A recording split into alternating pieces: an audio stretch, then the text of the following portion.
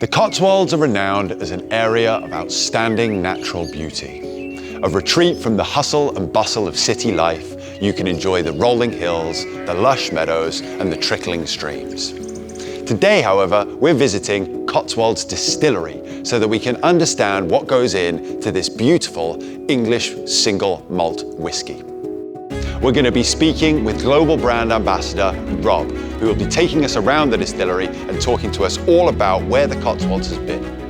If we're lucky, we might be able to steal away head distiller Alice for a moment or two so that she can talk to us about what goes into making this phenomenal whiskey. And this afternoon, we've got an exclusive with founder and chairman Daniel Szor, who's going to be telling us all about what we can expect from the next 10 years here at the Cotswolds.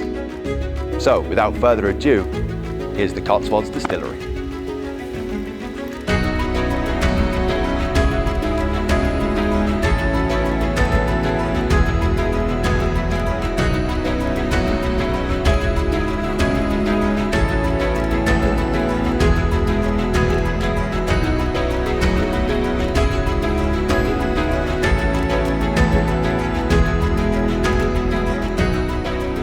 So we are here at the Cotswolds Distillery and I'm joined by the Global Brand Ambassador, Rob. Rob, thank you so much for having us here today. We're in an interesting room here, and in fact, gin is filling the air. Talk to us a little bit about where we are today.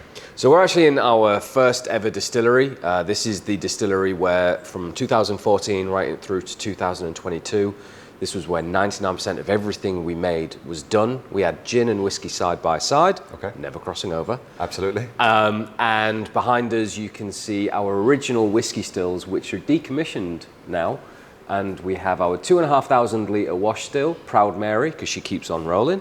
And then Janice, our 1,600 litre spirit still, named after Janis Joplin because we take a little piece of her heart. I love the namesakes, that's fantastic. And so this is really your origin story, I suppose. That's really fascinating. So the whiskey stills are currently decommissioned. Yes. We've got a whole new whiskey site, which we're going to wander over to in a moment.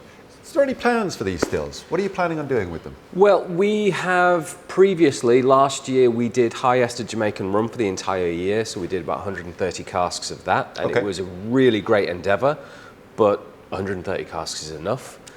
So what we're really focusing on now is getting the new distillery completely up and running to the point where we're using as much of that capacity as possible, knowing full well we have this as a backup should you need that extra capacity. I mean, talk about an embarrassment of riches, right? A backup distillery. Well, you know what? It's wonderful for people at home. You know that if you enjoy Cotswolds whiskey, you want to keep drinking Cotswolds whiskey, don't worry about them running out, because the more they're drinking, the more you'll make, right, Rob? That's a great positive spin, Jake. Well Absolutely, done. I love it. All right, cool. Well, listen, I don't want to stay around the gin too much because this is the Whiskey Baron channel. Exactly. So can we go and have a look at the new distillery? Let's go. Let's do it.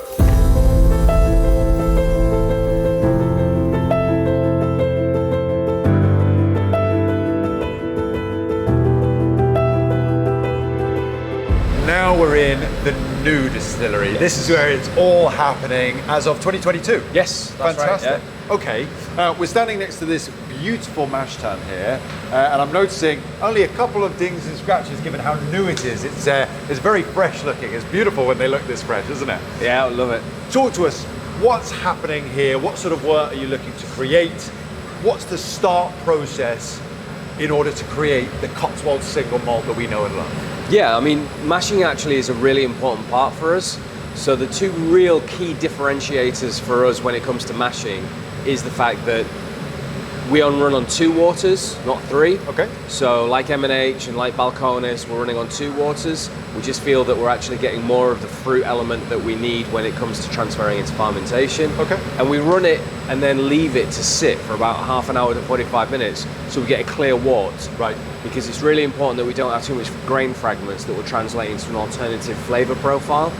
When we were switching from the old distillery to the new distillery, a lot of the time, because of the width and the surface of grain to water contact, we were finding that our fruity spirit had a layer of, we called it a blanket of grain over the top. Okay. So switching waters and making sure that those little tweaks would then translate into our fruity spirit that we have at the end. Awesome, and this is what's really interesting. Obviously, you know, you're 10 years old now, but for the last couple of years working in this new space, it must be wonderful to kind of having worked out all of those little teething problems over the first 8 years, to now have those little problems solved, and you're really ticking forward with exactly what you're looking for. No problems, no speed bumps moving forward. Is that right? Yeah, yes and no. Anyway. It's just for this distillery, it was the scaling. Right. So we 4x'd everything. So we went from a half ton to 2 tons. We went from 2,500 litres wash to 10, and the stills are a 4x as well. What that just meant was that you couldn't transfer the process and get the same spirit. There was a 6-month period of Alice and the team working on spirit matching, and then one of the key factors was changing up how we mash. So mashing here versus the old distillery is completely different. Okay. But through these tweaks, we were able to find the spirit that we wanted at the end. Fantastic. Okay, so we've created a lovely, fruity, estery, clear wort here. What are we moving on to next? Fermentation. Long fermentation, where all that wonderful esterification and building the congeners and the funk really starts to kick in.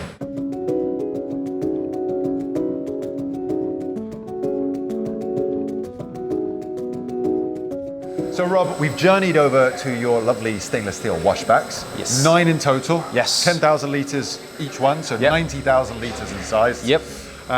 And I mean, I'm just standing over this one in particular, which I think is a little bit further along than your washback. Yeah. It looks wonderful, the smell is great. I've got a bit of a question for you though. I was just leaning on this, and I have never seen this in any other distillery. What am I leaning on here? So these are, well, the entire distillery is all hand lever. So there isn't a control room, there isn't anything automated. Every action that happens in this distillery is done by a lever that is done by hand. Okay. Now these would actually allow all of the wort from the mash tun into, so it just allows the wort into the washbacks. Fantastic. So no one big computer system here that allows everything. We've got hands-on. Let's get the wort over into the washbacks. Turn this. Yep. I've got to stop myself from turning it now. Okay. That's really interesting. I've never seen it before, but interesting nonetheless. Okay. So we're here at fermentation. Yeah. How long are we looking at fermentation with the Cotswolds? About 92 hours. 92 hours. Yeah, 4 days. Quite a long fermentation. Yeah. And I'm noticing on the ground here, we've got 2 buckets of yeast in front of us. So that's quite unique. Talk to us. Are we using both of these yeast strains in conjunction with one another? Yeah. So we'll use them at the same time. We'll pitch anchor a little earlier than fermentis, but you're talking like less than an hour. Okay. One is for efficiency of actually getting your alcohol levels up. Then the other is to get more of a yield on your esters and your congeners. So it does a lot more. It does a lot more to allow the last 2 days to get all of that funk and fruit. Okay. And it's very Jim Swan with regards to the combination and the use of the 2 yeast strains. Okay, so alcohol from anchor, Yeah. fruity flavors from fermentis. Yeah. Fantastic. Yeah, Okay, yeah, that's yeah. really, really interesting. Very different. And 92 hours, presumably these are all at different stages of fermentation. Yeah, that's right. Yeah, so it is a larger rotation with regards to where each wash will be, and then when it's going to be used in rotation through the stills as well.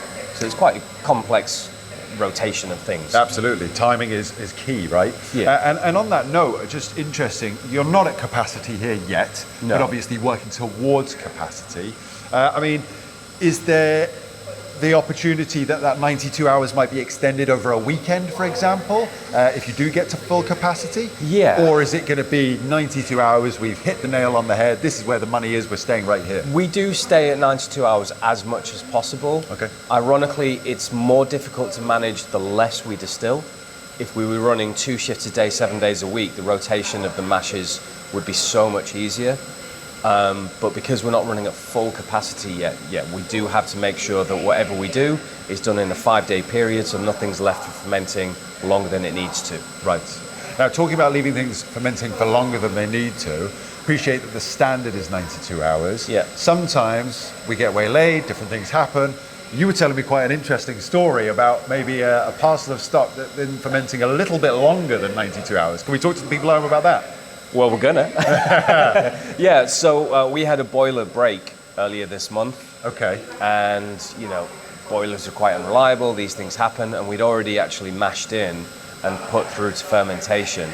And in the course of getting the boiler fixed and getting everything back up to running speed, we've had a couple of washbacks full for I think we're looking at nearly 4-week fermentation instead of 4 days. I'm going to go out on a limb here, not too much of a limb, and say that's the longest fermentation I've heard of, really. Not something that was planned. No. But you're holding on to that liquid, I hope. Yeah, we're not going to let it go to waste. Absolutely. I mean, the smells and the aromas and the funk are absolutely incredible. So we'll draw a line around it. We'll make sure that that is noted when it comes to casking. Right. So that when we actually do come to cask it, we're probably going to look at maybe putting it into second fill, so the spirit will definitely have more of an opportunity to shine. Right. Refill casks, a little bit longer maturation. Yeah. Ring fence it for a special project.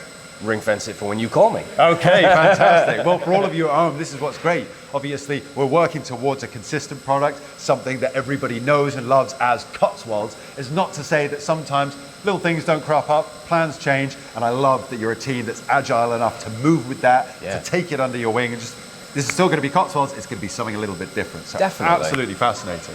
So we've created our wonderful wash, really full of esters. Where are we going next? Over to the stills? Over to the stills, over to the ladies. Fantastic. Let's go and see Alice. Let's go.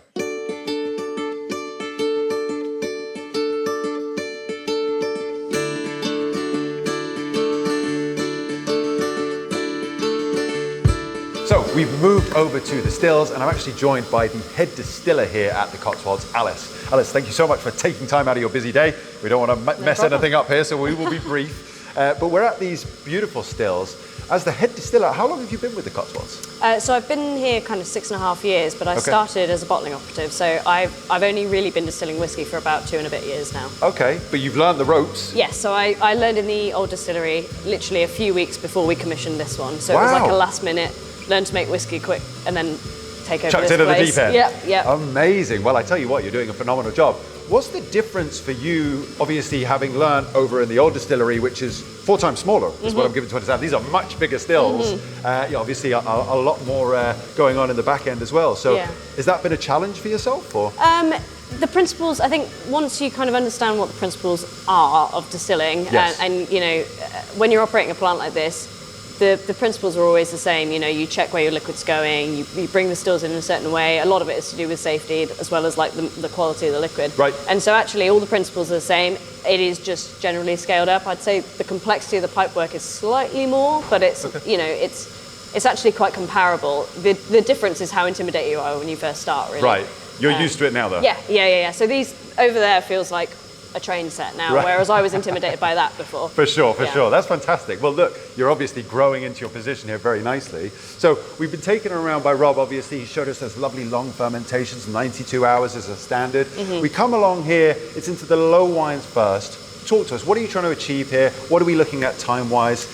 What's going on? Yeah, sure. So we will charge all 10,000 litres of wash into our wash still called Rosie. Okay. So that's her.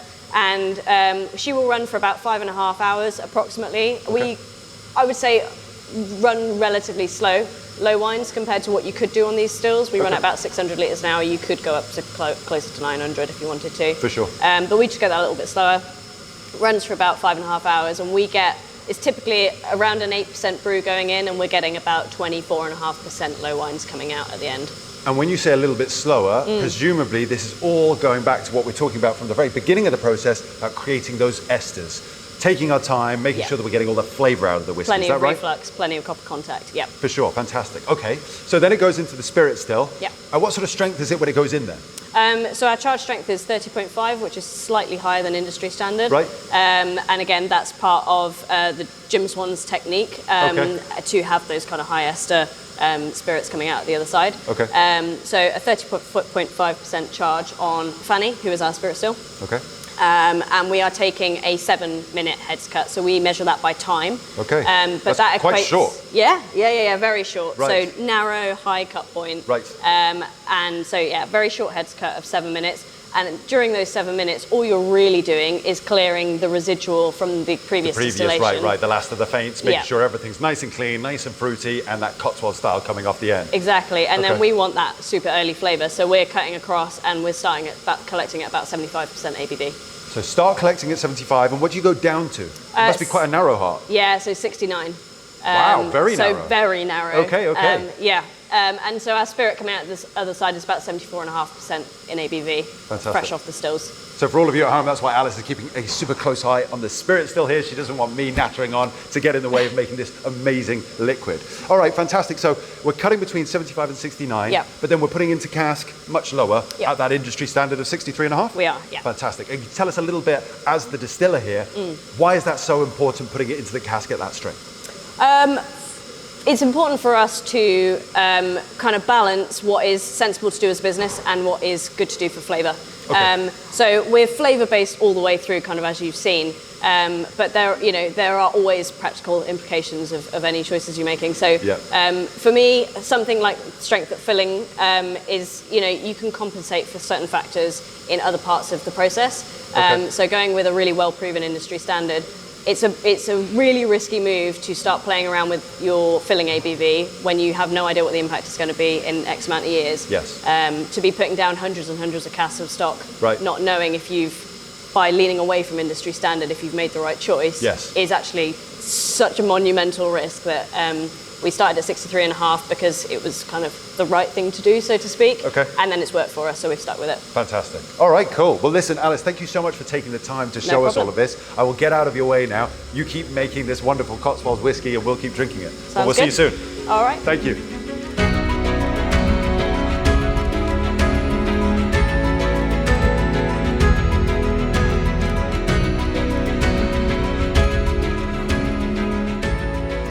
So we've just heard from Alice, the head distiller here, and now we're back with Rob at the end of the whiskey making process. Obviously, it's coming off the stills, we're watering it down to 63.5, and we're filling it into cask. And again, it's all hands on here. We've got another manual little nozzle here, and turn it on, fill these beautiful casks up, and then we roll them across the warehouse. Is that right, Rob? Yeah, I mean, more or less. What you're seeing in the background is our SRWV, which is a spirit receiving warehouse vessel. Okay. And what we'll do is we'll feed 2 or 3, maybe even 4 batches in there, just so we get a little bit more consistency. Right. And then, yeah, you're absolutely right. We'll feed it down, it feeds into this line, and then we can fill casks. There's a scale that we put here so we can fill to weight. And it's also great if people buy casks and they can come and fill it themselves. For sure. For that experience. That's a very as well. good experience, absolutely. Yeah, so having it all under one roof is both efficient, but adds to the experience as well. Absolutely. Very kindly shared some of your cleric, some of your new make, obviously not quite whiskey yet, but leave it to mature in these beautiful casks, and soon enough it will be.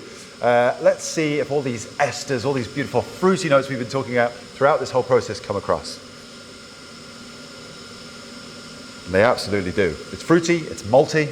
And I tell you what, it's quite a thick liquid, isn't it, for a cleric? Super oily, yeah. And that's one of the benefits of the new distillery, is that we worked on adding more texture to the spirit as well. Just because we loved the old stuff, but with a bit more texture, it gives us, again, short-term and long-term options with regards to maturation with added texture. Definitely. And I think that's something that people don't talk about enough in the whiskey drinking and enjoyment. Talk loads about flavours and lots about colour. Yeah. We don't really ever talk about texture that much. And I think it's so important because it's really coats your whole mouth. And even as a cleric, it's got quite a long finish on it, which is really, really interesting. And I don't think that would be the same if we didn't have that oily texture, like you say. Yeah. So absolutely wonderful. Can we see where some of these casks are residing, where they're laying at rest, waiting to become whiskey, or just waiting for the right time of bottling? Yeah, 100%. Is that next on the agenda? Yeah. Let's go.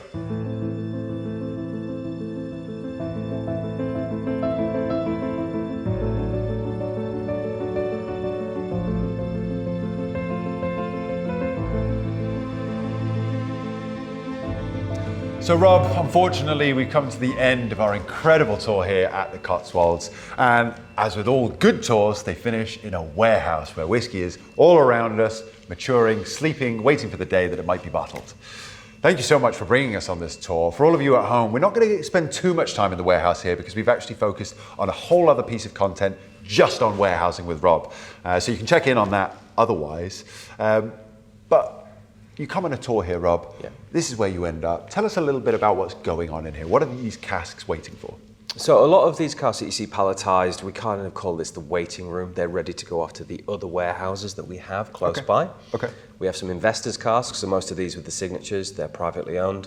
And then there's a couple of other casks that we've got in here that tell a good story. We've got a couple of 90-year-old puncheons from Calvados, from the Pays d'Orge. They look phenomenal. 90 years old. Yeah. You can tell they're old. I wasn't sure about 90, but phenomenal. They tell a story in themselves. What's in that, sorry? So we've put our old apple brandy in there. So we did a lot of experimentation while we were waiting for whiskey, and apple brandy was one of those things. Okay. So we thought it would only be right, even though the casks are probably inert, we put some in there anyway. Okay, fantastic. What else is going on? Because I'm noticing a cask just over there, it's got a perspex end. Yeah. Is that just sort of part of the tour, being able to understand what the angel share looks like? Precisely that. It was perspex ended, filled in 2017, and like you say, it just showcases our angel share here in the Cotswolds and explains it in a visual form that people can understand a lot better as well.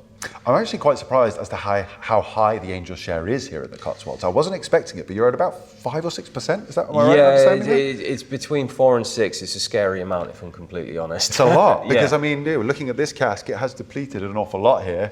Does that make you guys nervous at all, or is it really just a sign of the angels are taking really good care of these casks, taking their fair share, but leaving you with a really good end product? I'd say the positive is that we have a lot of learning to do about warehouses, storage within the warehouses, how the angel share will react with that. And then, I guess, the scary part is how greedy the angels are, and we've got to learn how much we're going to lose as well. For sure. Well, it's always good to take care of your angels. The last thing that I noticed, and I do have a nose for these things, you've actually got cask number 1 in this warehouse. I'm always looking for cask number 1 in every warehouse I go into. Will it be here? And I smelled it in here as soon as we arrived, and it's just over there. Tell us a little bit about cask number 1. Yeah, so cask number 1 is actually owned by Dan himself, which, he's our founder. He's the chairman. He created the entire distillery. So it's only right. Yeah, it's only right. But the great story is that he was presented it on his birthday 10 years ago by his wife. Okay. To which his response was, "Darling, that's very kind, but I own the entire distillery." And her response, as always, because she's brilliant, she said, "You may not always own the distillery, right? But you do own cask number 1 outright." Fair play. Yeah. A wise woman. There we go. Looking after her man, and I'm sure he's very grateful that he's got that now 10 years on. It's all worthwhile, right? So phenomenal. Well, listen, thank you so much for taking us on this great tour. I think maybe if we leave here now, go and have a little chat about what's coming with the Cotswolds, maybe sit down and have a little dram.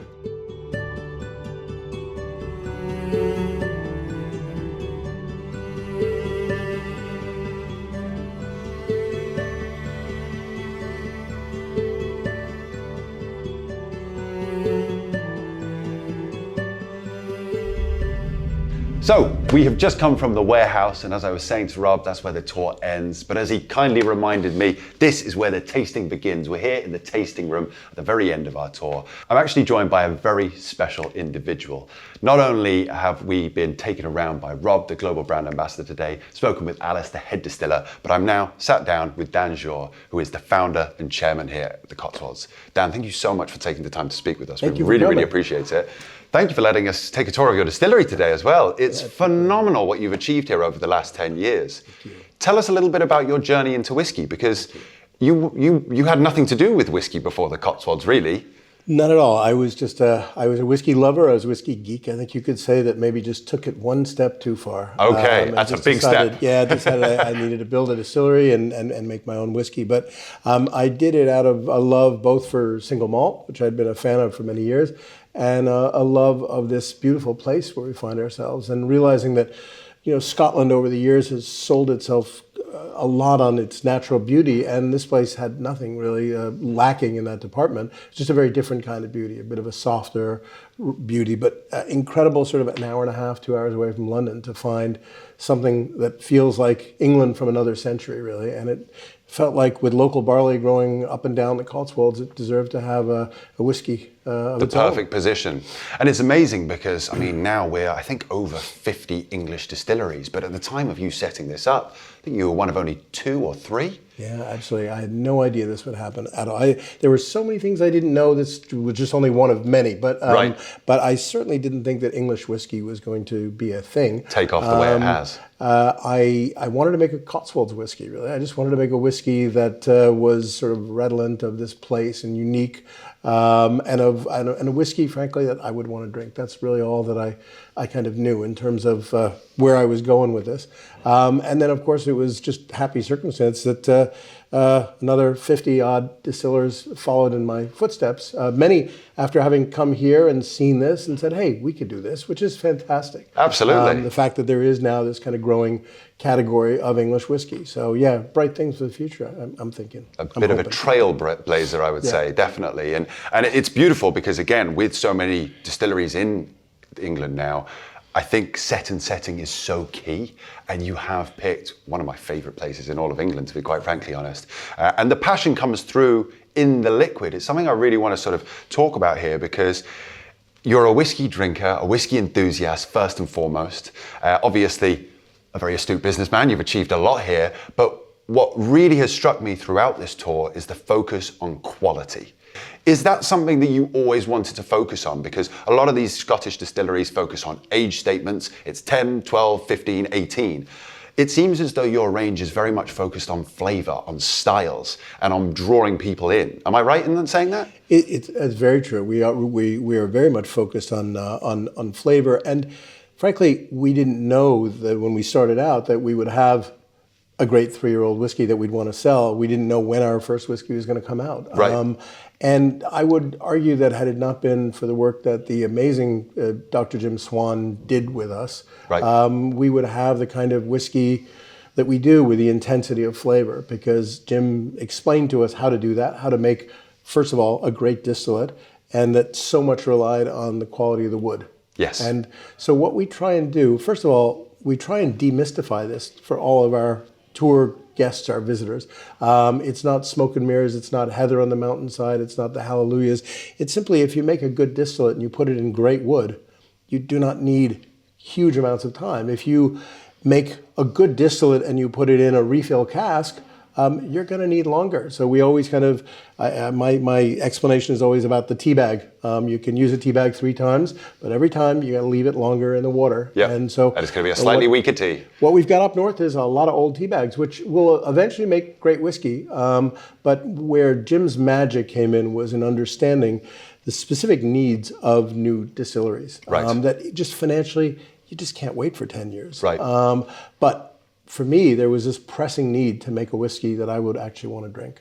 And I think that's what's so important, because, as you say, it is a big financial undertaking to set up a new distillery and to have to wait until the liquid is ready. Now, for some distilleries, it can be bottled at 3, 4, 5 years old, and it's lovely. There are a lot of distilleries out there at the moment that are pushing liquid out the door, in my opinion, far too early, and it can become detrimental to the brand. What I love about the Cotswolds and all of the different expressions that I've been lucky enough to try whilst I've been here, as well as previously sort of to visiting, is, like I say, it doesn't feel like anything is being pushed out the door for the sake of it. Age statements are completely out the window. I haven't thought about an age statement once since I've been here, because it's all focused on what's going into the whiskies, to the drams themselves. And I want to sort of focus on the dram that we have here on the table, the Amber Meadow, because this is your most recent release, I believe, or one of the most recent releases. Can you tell us a little bit about this series of bottlings as a whole before we talk about this specific expression? Sure. Look, I think the idea behind this series was to focus on a part of whiskey making, which we all know it can add a lot of value, which is blending, right? I mean, the idea of blending, just like a great recipe, if you're cooking, is where you actually make something which is hopefully greater than the sum of the parts. Yes. But putting things together in the right proportions. And I always describe the 2 things that I love about our whiskey is big flavor and balance. Balance to me is key. It's balance between the components, whether that be distillate and wood, or different types of cask, or even in our gin, different botanicals. It's all about good balance. And with good balance, you really can take things to another level.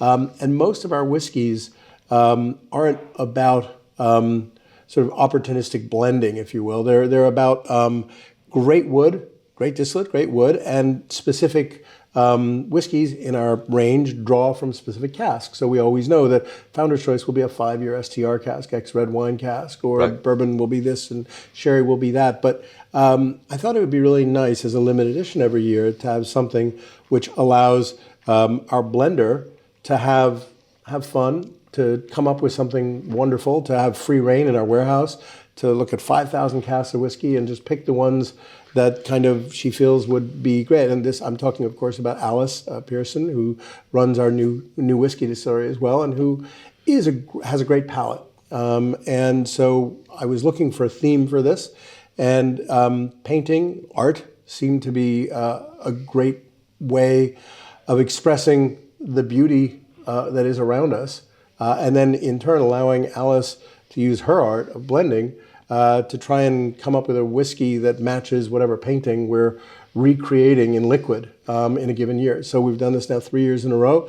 Every year it's a different painting by a local artist of a Cotswolds landscape, preferably in harvest time, given the name. Yep. And then Alice comes up with a whiskey to match. And my God, has she done an incredible job here. I mean, I am blown away.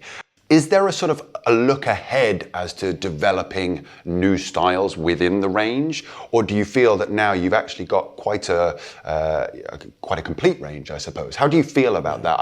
I noticed obviously peated is not a part of this. You use some peated casks though. Yes. So it seems as though you're actually toying around with quite a lot within the range. Is there more to come? I hope so. I wish so. I mean, it can be a little bit of a slippery slope because it's so much fun. Yes. I mean, you can just get have carried so away. much fun doing everything. Right. And you name it, we have done it here, from absinthe to grappa to Cotswolds, as we call it, to apple brandy. And what amazes me is that we have these incredible, talented distillers, none of whom have lots of experience in this industry, most of whom are local. Right.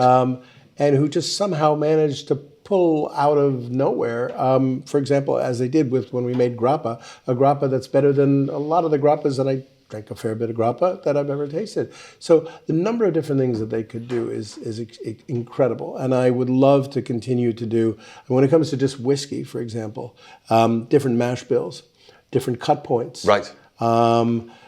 Different fermentations, and we were just talking about a bit of an accidental 4-week fermentation that we just distilled, and which is going to be fantastic in its own way. And that's one of the great things about whiskey is you have all these different axes. You have recipe, of course, and you have process. You have time. Yes. You have time. You have weather. You know, so many different things that can influence, it can take the flavor in different ways. And of course, no two casks taste alike, which is what sold me on it in the beginning. Yes, me too. I would love to do that. On the other hand, I feel really proud of the fact that we have a solid range after only 7 years of having our whiskey out, of basically 9 whiskeys, 6 of which are cores. I think it's really important to have a core range. Yes. Because it's important for whiskey drinkers to know where you stand and what your real house style is, what your flavors are. To have something that's not going to go away. Yes. After a year or two, it only to be replaced by something else. They need to be able to get more of it, right? Yeah. So we'll always have, a good solid core range, and then we'll always have something interesting that comes out every 6 months or so. So that's basically 8 whiskeys.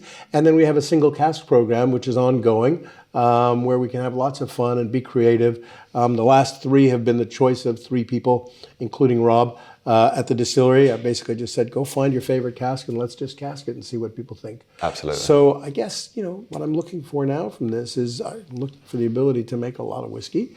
And not that I believe that our sales are going to radically change over the next couple of years, because I think English whiskey is going to have to prove itself as a category year by year. It'll grow. But these things don't happen overnight. But on the other hand, I kind of feel like I'm the custodian of the whiskey that we're going to be selling in 15 or 20 years. Fantastic. Well, I have to say, listen, it's obviously a good problem to have when you're selling too much whiskey. But the great thing is, it sounds like you've really set yourself up for success moving forward. And one thing I have to compliment you on, Dan, obviously your passion comes through in your product, but also the team that you've set up here is phenomenal. Listening to you, giving kudos to them for the different jobs that they do. Everyone that we've met here has been so welcoming, but also has had such a passion within them, within the different elements of the brand that they're handling. And I think that is what will ultimately make the Cotswolds such a success. So I'm really, really excited to watch what's to come. As I say, having visited, I now have a completely reignited passion for this brand. I'm going to be keeping my eyes firmly on you guys for the coming years, and I cannot wait to see what you do. But thank you so much for taking the time to speak with us. Cheers to that. Dan, Sláinte.